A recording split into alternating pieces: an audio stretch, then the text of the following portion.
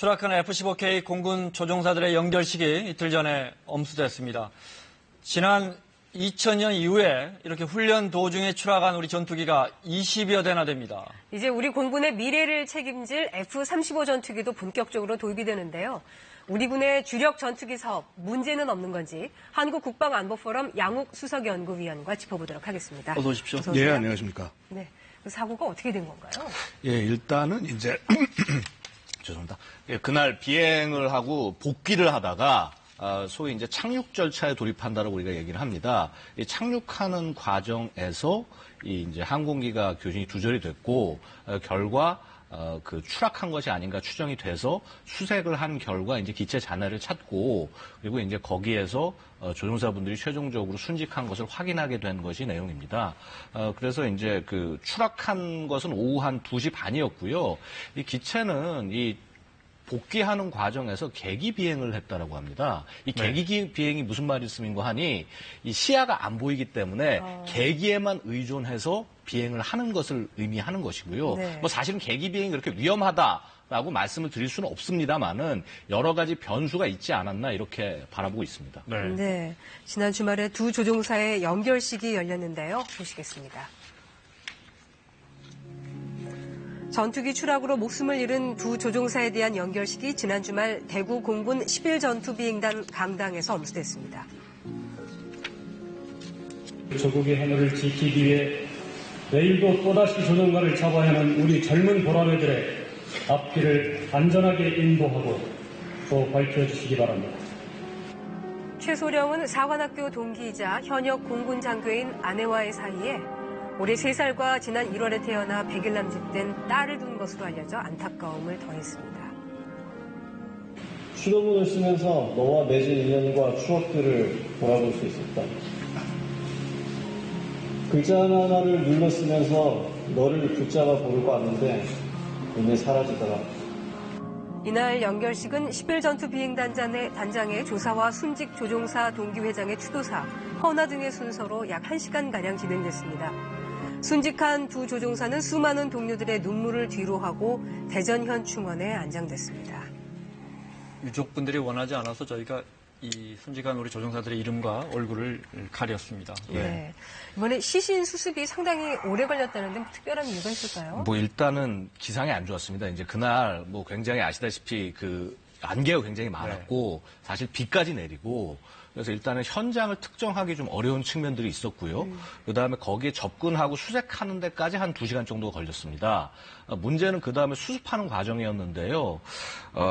참 이게 참 말씀드리기도 참 참담합니다만은 처음에 시체가 한 구가 발견된 것으로 생각을 했습니다만은 알고 봤더니 그것이 두 구였다. 그 정도로 이제 이 많이 훼손됐다 상황이 상황이 굉장히 안 좋았었다라고 말씀을 드릴 수 있습니다. 네. 어떤 훈련이었나요? 뭐 이달 초부터 한미연합 군사훈련이 있었는데 혹시 그 일환이었습니까? 사실은 훈련이 시작되기 바로 직전이었습니다.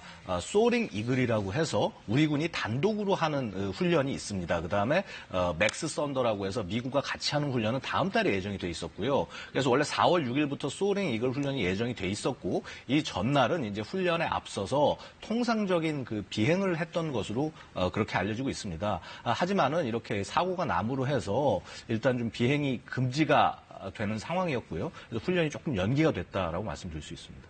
통상적인 거였으면 이렇게 위험한 훈련은 아니었나요? 뭐 사실 위험하다, 위험하지 않다라고 말씀드리는 것은 좀 적절치 않은 것 같습니다. 사실 공군의 모든 임무는 근본적으로 어렵고 힘든 임무고 특히 F-15K라는 기종 자체는 야간 전천후 임무의 기체입니다. 그러니까 한밤중에도 뜰 수가 있고 혹은 이렇게 기상이 안 좋은 상황에서 뜨고 이륙을 해서 임무를 수행해야 되는 기체이기 때문에 근본적으로 어려움과 이런 부분들이 있다라고 말씀드릴 수 있습니다. 네. 우리 두 명의 조종사들이 탈출을 시도하지 못한 겁니까? 아니면 의도적으로 탈출을 하지 않은 겁니까? 일단 사실 그 부분에 대해서는 아직 정확하게 알 수가 없습니다. 근데 다만 여기서 우리 과거의 사고 사례에 봤을 때는 뭐 예를 들어서 급격한 기동으로 뭐 의식을 잃는다거나 혹은 뭐 이런 일들이 있을 수도 있습니다만은 네. 이것은 전혀 그렇지 않다. 왜냐하면 아까 말씀드렸다시피 착륙하는 과정에서 정상적으로 내려오고 있었기 때문에 네. 그래서 어떤 그러한 이 의식을 뭐 잃는다거나 혹은 조종사가 문제가 있었다거나 하는 상황들은 생각하기 굉장히 어렵고요. 그다음에 탈출을 하지 못했다라고 하는 부분들은 뭐 일부 그런 추정도 하고 있습니다. 혹시 어떤 피해를 줄이기 위해서 끝까지 조종관을 잡았던 것이 아니냐. 자세한 내용은 블랙박스를 이렇게 지금 검사를 하고 있기 때문에 검증을 회수를 해서 검증하고 있기 때문에 아마 곧 밝혀질 것으로 보입니다. 뭐 결과가 나와야겠지만 어떻게 예상하십니까? 사고 원인을요? 뭐 함부로 제가 말씀을 드릴 수는 없습니다만은 뭐 여러 가지 것들이 결합되어 있지 않겠느냐. 사실 F-15K가 최신 기종이라고 우리가 얘기를 하고 있습니다만은 벌써 이게 도입한 지 한 12년이 거의 다 가까이 되어가는 네. 그 기종이 거의 15년 정도 됐겠습니다 이제. 그리고 이제 사실 이렇게 도입이 되다 보면은 기체들은 여러 가지 부품이라든가 이런 것들을 새롭게 바꿔주거나 업그레이드하는 과정이 필요한데 그런 부분들이 아직까지도 지금 얘기되지 않고 있다고 하는 점들. 그래서 사실 좀 가동률이 떨어져 있었습니다. 물론 이것이 뭐 공군의 잘못이다라고 뭐 얘기할 수 있는 부분은 전혀 아니고요. 다만 어떤 여러 가지 한계 상황들이 있을 수도 있는 부분이기 때문에 아무쪼록 조금 더 많은 관심을 기울여야 하지 않나 싶습니다. 네. 이 F-15K 기종이 현재 우리 공군 주력 전투기라고 하던데요? 예, 맞습니다. 그러니까 사실은 숫자로 쳤을 때는 그렇게 많지가 않습니다. 한 60여 대 정도. 대한민국이 400여 대의 전투기를 보유하고 있는 뭐 사실 공군력으로서는 약한 국가가 절대 아닙니다만은 그중에서 F-15K가 갖고 있는 위상은 독특합니다. 일단은 굉장히 엄청난 그 항속 거리를 자랑을 해서요. 이어도 지역까지 커버할 수 있는 유일한 기종이기도 하고요. 그다음에 예를 들어서 타우러스와 같은 순항 미사일을 장착을 해서 중심부를 타격할 수 있는 능력을 가지고 있고 이런 과정에서 동부가 최고의 전투기다라는 그런 별명까지 붙었습니다. 근데 다만 주력 전투기이기 때문에 굉장히 사실 많은 임무가 이 한 기종에게 좀 걸려 있는 것이 사실입니다. 네. 그래서 아무래도 어떤 부대의 피로도라든가 혹은 임무라든가 이런 것들이 조금 타 부대에 비해서 조금 그 과부하가 걸려 있는 것이 아닌가 이런 걱정이 있습니다. 이 대당 가격이 어떻게 되죠? 뭐 사실 어떤 비행기 가격을 딱 얼마다라고 말씀드릴 수 없지만은 네. 두 차례 나눠서 도입을 했고요. 대당 1,200억에서 1,500억 사이에 해당한다. 이렇게 말씀을 드릴 수가 있습니다. 일반적인 그 전투기의 가격이. 아닙니다. 일반적인 전투기 가격보다 고가입니다. 보통 우리 지금 이제 우리 군이 가장 많이 보유하고 있는 그리고 현재 운영하고 있는 또 다른 주력이 F-16 전투기인데 이 F-16 전투기는 거의 한 20년 전에 최초 도입할 때 가격이 한 25년 전이군요. 한 400억이었습니다. 요즘 돈으로 치면 한 800억 정도 해당합니다. 그렇군요. 네. 그것에 거의 한 2배 가까이 되는 굉장히 고성능의 첨단 전투기다 이렇게 말씀드릴 수 있습니다. 네. 근데 이 F-15K처럼 앞에 붙는 알파벳에 어떤 의미가 있습니까? 예, 물론 있습니다. 뭐 영문인데요. F는 파이터, 그래서 전투기를 의미하고, 예를 들어서 B는 바머, 그래서 우리 B1 폭격기, B가 붙고요. 네. 그다음에 A는 어태커라고 해서 공격기, 그다음에 C-130 얘기하는 C는 카고, 수송기군요. 이런 식으로 네. 앞에 단어만 보셔도 어떤 기종인지 알 수 있으십니다. 뒤에 K는 뭡니까? K는 사실 이거 좀 독특한 경우인데 K는 한국을 위해서 별도로 만들어진 모델이다라고 해서 F-15K라고 있습니다. 원래 이 기종에 해당하는 것은 F-15E 스트라이크 이글이라는 전투기로 걸프전에서 맹활약을 했던 전투기고 아직도 미국에서 굉장히 주력으로 활용하고 있는 전투기입니다. 네. 근데 F-15가 우리가 주력이라고 알고 있어요. 흔히들 기자들이 그렇게 쓰죠. 예. 주력이라는 말이 우리가 많이 갖고 있다는 뜻입니까? 전투력이 제일 크다는 뜻입니까? 사실 두 가지 용도로 다 보실 수 있겠습니다. 대한민국의 주력은 F-15K와 KF-16 전투기가 되겠습니다. 네.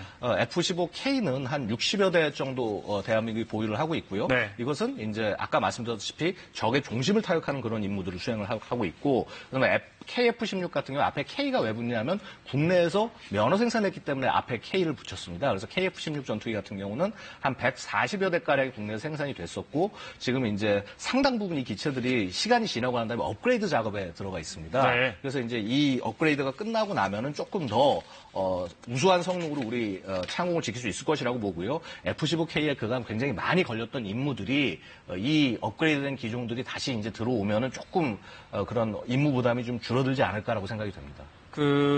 지금 우리가 보유한 전투기를 유형별로 저희가 준비했는데요. 그래픽 볼까요? 예. 네, 지금 설명하신 것대로 하자면 예. 흔히 이제 중간에 보면 우리가 제공으로 알고 있는 예. 전 우리가 만든 거군요. 앞에 K가 붙어 있으니까. 예, 맞습니다. 국내에서 네. 면허 생산을 했기 때문에 K를 네. 붙였습니다. 저 밑에서 두 번째 KF 역시 F-16이지만 우리가 안에서 만들었기 때문에 예, 그렇습니다. KF가 된 거군요. 예, 그렇습니다. 네. 근데 보면요. 이번에 사고가 난 F-15K는 60여 대가 있고 예. KF-16은 또 PBF-16은 그러니까 저건 미국에서 들여온 F-16이군요. 예, PB, 이제 피스 브릿지라는 사업을 통해서 들어갔다고 해서 F-16 PB라고 우리가 보통 많이 네. 부릅니다. 그것이 이제 한 40여 대 도입됐다가 중간에 몇 대 뭐 떨어지고 도태되고 해서 지금 35대가 남아있는 것이고 네. KF-16도 140대를 생산을 했다가 이제 나머지 기종이 남은 것이 지금 134대가 되겠습니다. 그러면 정리하면 밑에 F-15K부터 PBF-16, KF-16 이런 비행기들이 우리 정예 전투 기종이다 이렇게 정리할 수 있겠군요. 지금 현재. 예, 그렇습니다. 일단 F-15K부터 아래쪽이 최근에 만들어진, 그러니까 네. 90년대 이후에 만들어진 기종이라고 볼 수가 있고요. 지금 저 위에 보시는 F4라든가 F5 같은 이런 기종들은 사실 제공호 같은 것은 이제 1980년대 초 이렇게 보시면 되고, 그다음에 저 F4 같은 경우는 70년대 기종도 있습니다. 네. F5도. 그래서 저 기종은 굉장히 빨리 지금 도태를 시켜야 되는 기종이지만은 네. 우리가 어쩔 수 없이 지금 그 차기 기종들이 충분히 빠른 속도에 도입되지 못하고 있기 때문에 여전히 운용을 하고 있습니다. 네. 그래서 사실 이제 2010년도에 우리 조종사분들이 거의 한 5분이 순직을 하신 적이 있습니다. 네. 그때도 저 기종들이 저 F5 기종들이 제공호. 네. 주였습니다. 그러면 말씀을 하셨으니까요. 지난 10여 년 전으로 할까요? 지난 2000년부터 따지면 26대가 출하겠더라고요. 그렇습니다. 그중에 사고가 가장 잦은 기종은 어떤 겁니까? 가장 잦은 기종은 역시 F5가 되겠습니다. F5가 한 5건의 사고가 제공호 있었고요. 예, 말씀하시는 제공호입니다. 네. 그러니까 사실은 많은 오래된 순이라고 보시면 될 것 같습니다. 그렇군요. 그다음에 이제 F-16 같은 경우는 또 숫자가 많기 때문에 또 사고가 그만큼 많을 수밖에 없었고요. 숫자가 많다는 건 임무가 많다는 뜻이기 때문에 그래서 이제 4건의 사고가 있었고 그다음에 F4 사실 숫자가 적은 거에 비해서 사고가 많았습니다. 3건의 사고가 워낙 있었습니다. 노후했기 때문에? 맞습니다. 워낙 노후했기 때문에 추락이 있었고 그다음에 지금 F-15K가 2건 이렇게 이제 기록이 되고 있습니다. 네. 네. 이제 우리 군에서는 또 차세대 전투기를 새로 또 네. 도입할 예정이라고 하는데요. 새로 도입될 전투기는 어떤 기종인지 만나보겠습니다. 우리 군은 2021년까지 스텔스 전투기인 F-35A 40대를 들여올 예정입니다. 대당 도입 가격은 무려 1,200억 원이 넘는데요. F-35A는 음속의 1.8배, 시속 2,000km에 가까운 속도로 최대 8톤의 미사일과 정밀 유도탄을 탑재한 것으로 알려졌습니다. 무엇보다 뛰어난 스텔스 기능이 강점으로 은밀히 침투해서 주요 시설을 먼저 타격할 수 있는 킬체인의 핵심으로 꼽힙니다. F-35는 우수한 스텔스 성능과 최첨단 항전 시스템을 갖춘 항공기입니다. F-35의 도입은 지금까지 대한민국 공군이 운영해왔던 작전 수행 개념에 큰 변화를 가져올 것이며 대한민국을 지키는 가장 높은 힘으로서 대한민국 공군의 위상과 역할을 제고시킬 것입니다. F-35에 이어서 공중급유기와 고고도 무인정찰기 글로벌 호크도 내년에 도입될 예정이어서 공중전술도 대폭 바뀔 전망입니다. 이 F-35A는 그러면 언제 우리나라에 들어오나요? 사실 이제 출고식을 얼마 전에 3월 29일에 하지 않았습니까? 방금 화면이 그거죠? 예, 네. 바로 그 화면입니다. 근데 이제 이것을 조종해서 이제 운용할 조종사가 양성이 되고 있습니다, 지금. 네. 지금 이제 처음 한 3분 들어가고 지금 5분이 들어가서 그래서 아마 이제 내년 한 3월 이후부터 본격적으로 차분차분 들어올 것으로 예상이 됩니다. 지금 올해 대한민국을 위해서 만들어질 F-35는 6대입니다. 그리고 2021년까지 모두 40대를 도입해서 운용할 예정입니다. 네.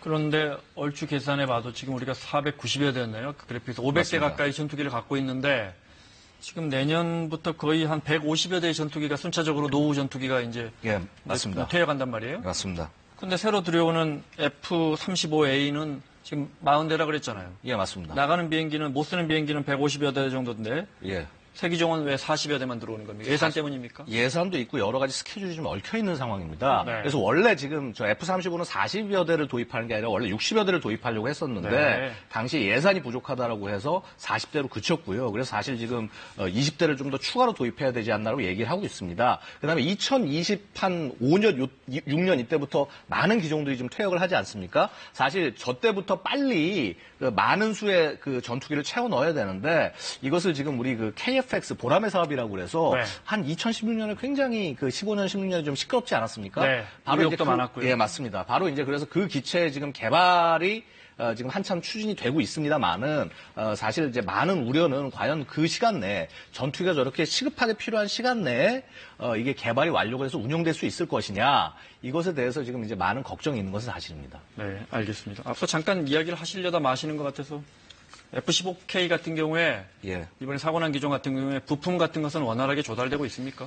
사실 이제 그 부분입니다. 보통 이제 많이 말씀하시는 것이 동류 전환, 카니벌라이제이션이라고 그래서 이 쓰던 부품을 이제 빼와가지고 그 다른 기체에 달아서 운용하게 하고, 네. 그게 이제 소위 이제 이것을 부품 돌려막기다 이런 식으로 해서 이제 좀 비난을 많이 하시는 것 같은데, 이거는 뭐 미군도 그렇게 쓰고 있고 많이 일반적으로 하는 부분이고요. 근데 다만 문제는 뭐냐 하면은, 이 부품들이 사실 F-15 관련된 이런 부품들이 이제 많이 낡아가고 있습니다. 네. 이 성능 20년이 다 돼가니까. 20년, 왜냐하면 이게 근본적으로 이 항공기는 우리 휴대폰, 스마트폰하고 똑같습니다. 주기적으로 업그레이드를 해주지 않으면은 성능이 나올 수가 없습니다.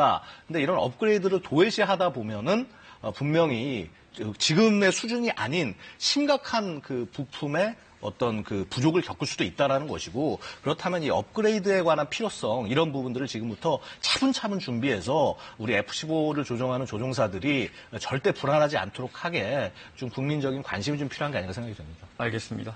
국방안보 포럼의 양욱 위원과 함께했습니다. 고맙습니다. 네, 감사합니다.